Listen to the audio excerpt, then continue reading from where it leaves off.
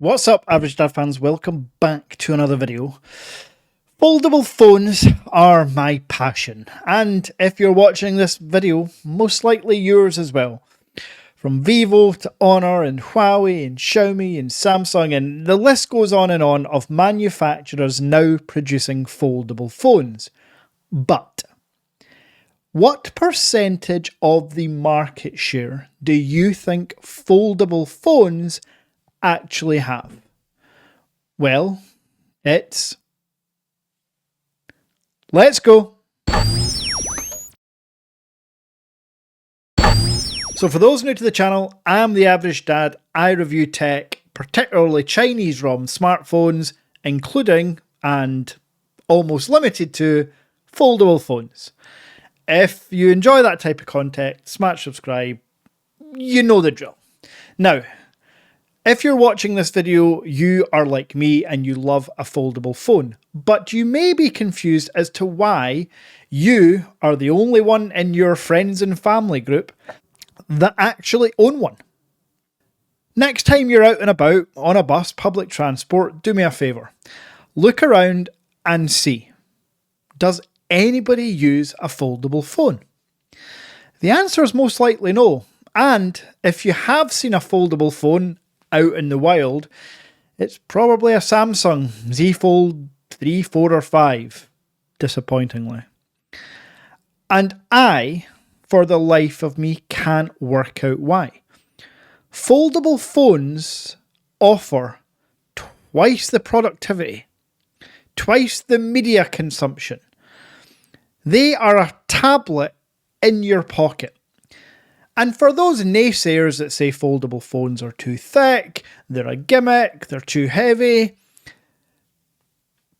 there are at least 2 or 3 foldable phones out at the moment that are lighter than your flagship candy bar style phone.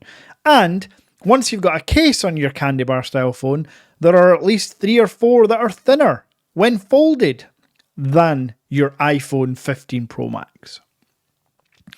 And as far as gimmick, I think we're past that now. I think we're past the stage of gimmick. Yes, you could have argued that the original Z Fold was a bit of a gimmick, but now that we've got phones like the Vivo X Fold 3 and the 3 Pro behind me, the Mate X5, the Honor Magic V2, these are not gimmick phones. These are fully fledged flagship devices that happen to have a tablet screen on the inside. So I asked at the start of the video, what percentage of market share do foldable phones have? The answer is 1.4%. Yes, that is why you don't see them out and about. 1 in 100 people own a foldable device globally. And if we break that down even further, folks, that includes the Chinese market, where foldable phones have a much larger share.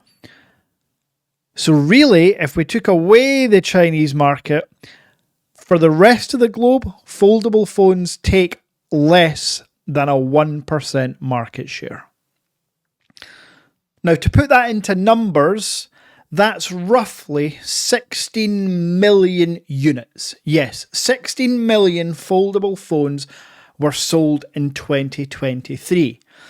Now, while that number sounds like a lot, 231 million iPhones were sold in 2023. Yes, just the iPhone alone, not Samsung's, Xiaomi's, which are huge in the Asian market. Just iPhones were 231 million.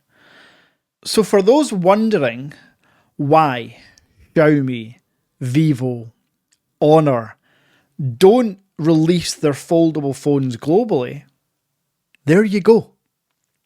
That is the proof in the pudding. If we average out that a foldable phone, because we're including flips here, an average cost of a foldable phone is £1,000. And we know that there were 16 million sold in 2023. 16 million times 1,000, by my maths, is £16 billion. £16 billion isn't enough getting out of bed for some manufacturers alone, but this is divided between 12, 15 foldable phone manufacturers. It is simply not enough. And let's be honest, the vast majority of those 16 million sales were through the Z Flip 5 and the Z Fold 5. Two of the worst foldable phones out. So how can we help? How can things change? Well, I've been making a lot of content on the Vivo X Fold 3 and X Fold 3 Pro recently. And it got me thinking, well, I've said it before, thank you Vivo.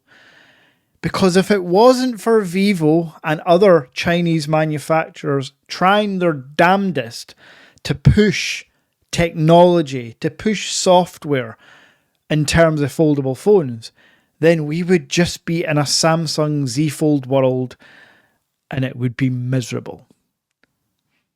And when you account that my channel alone, just my small tech channel, through just my affiliate link to WONDA, so one small channel to one Chinese phone importer, I have sold nearly, this is a big number, 400 units.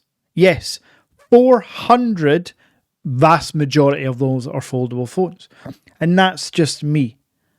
So if we got large tech reviewers like MKBHD and Mr. Who's the Boss to actually use foldable phones on a daily basis and talk about them more in depth, not just the, here, I've been given this video from a company, I'm going to do one video that's paid.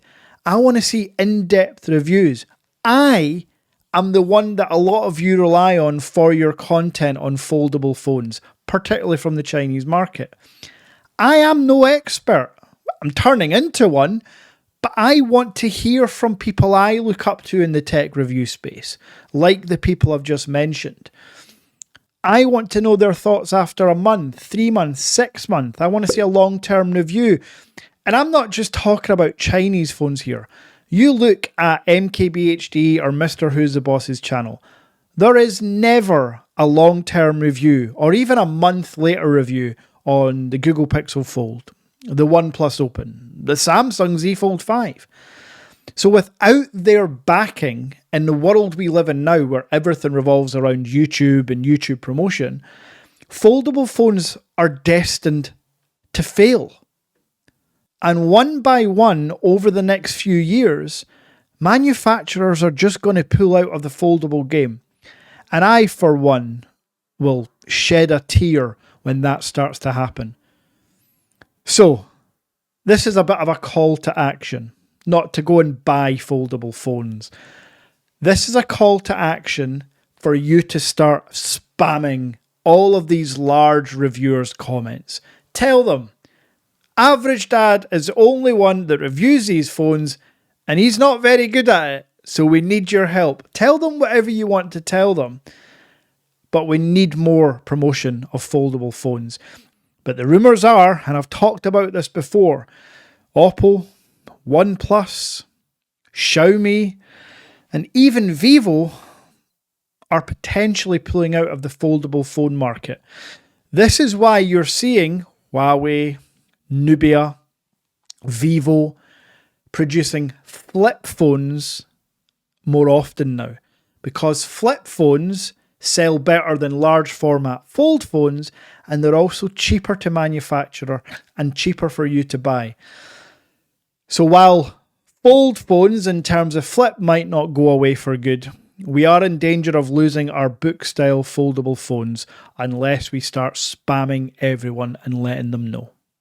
So a bit of a change of pace video, a bit different. I guess, again, I just wanted to get across how passionate I am about large format foldable phones and how beneficial they are when it comes to productivity, multitasking, media consumption, all that good stuff. And now we're getting flagship camera systems on foldable phones. So tell your friends, tell your family, buy a foldable. Now, speaking of foldables, I obviously have the two beside me, but I am receiving very, very soon, as in today, the Huawei Mate X5 Collector's Edition, and for the 6th or 7th time, an Honor Magic V2. Yes, comparisons aplenty, full reviews of the Mate X5 after long term, all that to look forward to.